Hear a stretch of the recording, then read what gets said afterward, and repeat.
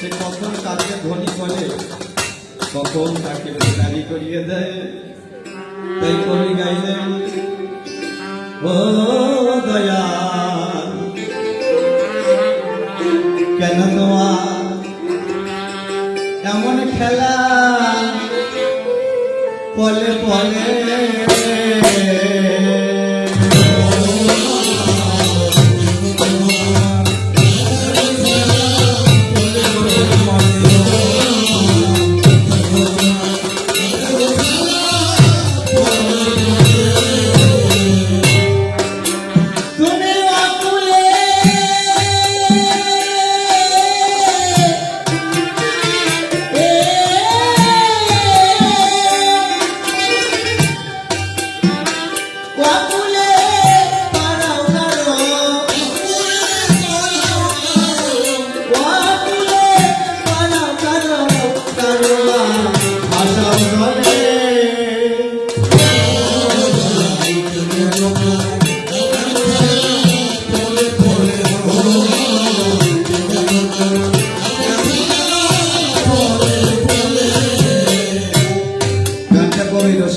রচনা করেছেন।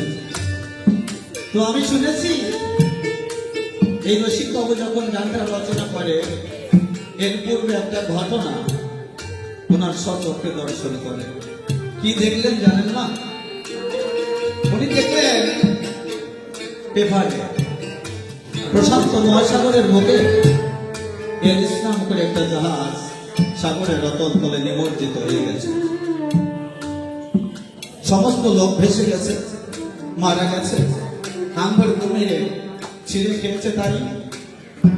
কিন্তু 3 দিন পরে যখন হেলিকপ্টার নিয়ে দেখতে গেছে, সবাই কি মারা গেছে?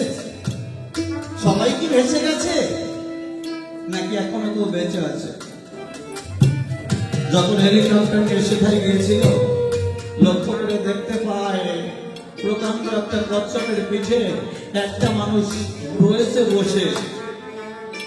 ওই প্রশান্ত মহাসাগরের বুকে হাঙ্গর কুমিরের সঙ্গে যুদ্ধ করে ওই কচ্ছপটা মানুষটাকে নিজের পিঠে ধরে বাঁচিয়ে রেখেছে।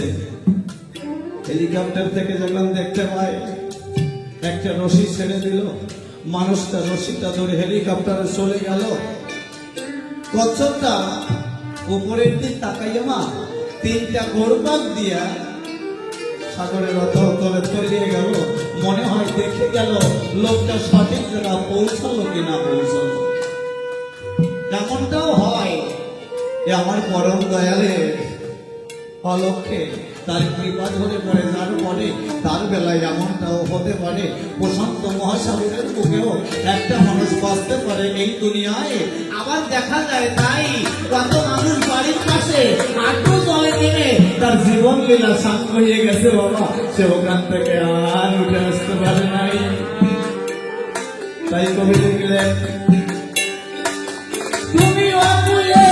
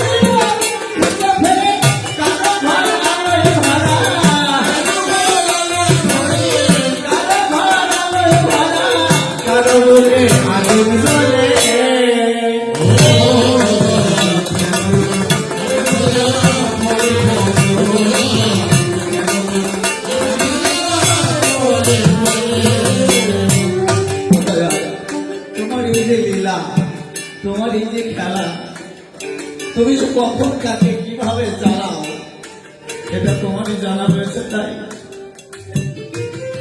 আমরা জীব জগৎ যারা দিয়ে বলি কাব্যের ধারা মা, আমরা কিন্তু আশাবাদী লোকে সবাই আশা করি ছেলেটা বড় হবে, ছেলেটাকে বিবাহ দেব, ভালো একটা বৌমা আসবে ঘরে, নাতি ছেলে আসবে, আনন্দ করে মানব লীলা সঙ্গ করব। আপনারা জানেন সতীশয় একটা মা আর একটা বাবা দুজনের একটা কন্যা সন্তান, পরম্পরায় কৃপা করে একটা কন্যা সন্তান দেয়। আর সন্তানাদি নাই, স্ত্রী ডেকে বলে স্বামীর কাছে সবার পুত্র সন্তান রয়েছে, আমাদের একটা পুত্র সন্তান হলে ভালো হতো নাকি। স্বামী করে বর্ণনা দেখো, স্বয়ং যা দিয়েছে তাই দিয়ে সুখে থাকতে হবে, নিজেরা জোর করে কিছুই করা সম্ভব না। যদি দেবার হয় দেখো ভেবে তোমাকে একটা কন্যা সন্তান যেমন দিয়েছে, যদি দেবার হয় তোমাকে একটা পুত্র সন্তান এসে দেবে।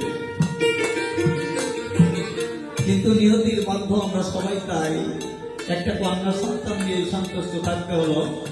দয়াল পুনরায় পুত্র সন্তান দেন নাই। দুজন এক বিছানায় রয়ে ডাকতে বলে স্বামী স্ত্রীর কাছে, স্ত্রী স্বামীর কাছে, মনে আছে ভাবো যখন পুত্র সন্তান দেয় নাই দেখো ভেবে আমাদের এই কন্যাকে আমরা সুন্দর করে সযত্নে আমরা মানুষের মতো মানুষ করি। মানুষ মেয়ে বিয়ে দিয়ে পরে জামাই নিয়ে আসে ঘরে, আমাদেরও মেয়েটাকে বিবাহ দেবো, কিন্তু মেয়েকে বিবাহ দিয়ে মানুষের জামাই আনে, অন্তরে করে বিবেচনা আমরা ওই মানুষটাকে জামাই মনে করবো না। আমরা মেয়েটাকে বিবাহে দিয়ে একটা ছেলে পাবো, ওই ছেলেকে বাবা বলে ডেকে সন্তান মনে করে জগতের গায়ে পুত্র সন্তানের যে পিপাসা রয়েছে তোমার আমার দেখো ভেবে আমাদের দুজনের পিপাসা ওই ছেলেকে ছেলে বলে আমাদের পিপাসা মেটাতে হবে। আশা কত বড় আশা দেখেছে না, কিন্তু গায়ে রক্ত জল করে মাথার কান পায়ে ফেলে ওই মেয়েটাকে উন্নত স্কুলে পড়াতে পড়াতে যখন স্কুলে পড়াতে পড়াতে যখন মেয়েটা গিয়েছে কলেজে, অনেক কিছু এসেছে তার নলেজে। দূরের একটা ছেলের সঙ্গে কথা বলে, একটা প্রেমের ফাঁদে জড়িয়ে যায়, পিছনে মা বাবার কথা গেল বলে মনে মনে চিন্তা করে যদি আমার মা বাবা মেনে না নেয় এই ছেলে তাহলে আমার হবে কোনো ভয়। বাবা মাকে না বলে একদিন স্কুলে যাওয়ার কথা বলে ওই ছেলেটার হাত ধরে চলে গেছে। দেখেন তাই মা বাবা যখন গিয়েছে, মা ডাক দিয়ে বলছে কিরে মা, সেই ছোট্টবেলা থেকে তোকে একটু একটু করে মানুষ করলাম, তোর জন্য কি না করলাম, আর তুই চলে আসবার সময় এক বড় মতো বলে আসার দরকার মনে করিস নাই। মা কথা বলছে কিন্তু বাবা আর বলতে পারতেছে না, বাবার শুধু চোখের জল ধরে রয়েছে। আপনাদের আছে জানা, ওই মেয়েটা মনে মনে ভেবেছে তাই যদি আমি স্বীকার করি আমাকে তুলে নিয়ে যেতে পারে বলি আপনাদের বরাবরই, তাহলে আমি যদি স্বীকার না করি আমাদের নিয়ে যাওয়ার আর কোনো সুযোগ নাই। মেয়েটা স্ফীত বক্ষে মুক্ত কণ্ঠে বলে দিল যে তোমরা কারা, তোমাদের তো আমি চিনি না। মা বাবা কিনা বেঁচে আছে মা? বাবা কোনো কথা বলতে পারলেন না, নিজের স্ত্রীকে নিয়ে করে ধরে ধীরে ধীরে বাড়ি চলে এলো। বাবা বাজারে গিয়েছিল, লোকজনের সঙ্গে চায়ের দোকানে বিভিন্ন রকমের কথায় মগ্ন ছিল, মনটা হালকা হলো তাই, কিন্তু মা যে জোনার হয় সেজন ছিল ঘরে, এই কথা সহ্য করতে পারে না কোনো প্রকারে, একটা রশি ঝুলাইয়ে নিজে ঝুলে নিজের চেষ্টা শেষ করে দিল। নিমেষের ভিতরে সমস্ত আশা ভেবে চোখ মশে গেল। আরে মানুষ আশাবাদে, তাই কবি লিখলে সবকিছু দেখে একটা দ্বন্দ্ব ধরেছে ভেঙে চুরে চোর মার করে দিয়ে গেল। তাই কবি গাইলেন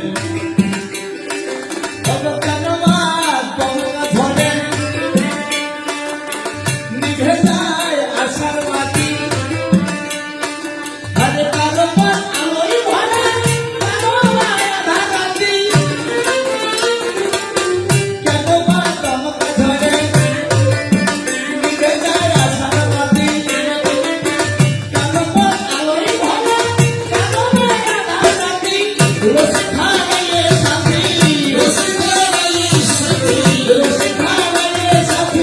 যখন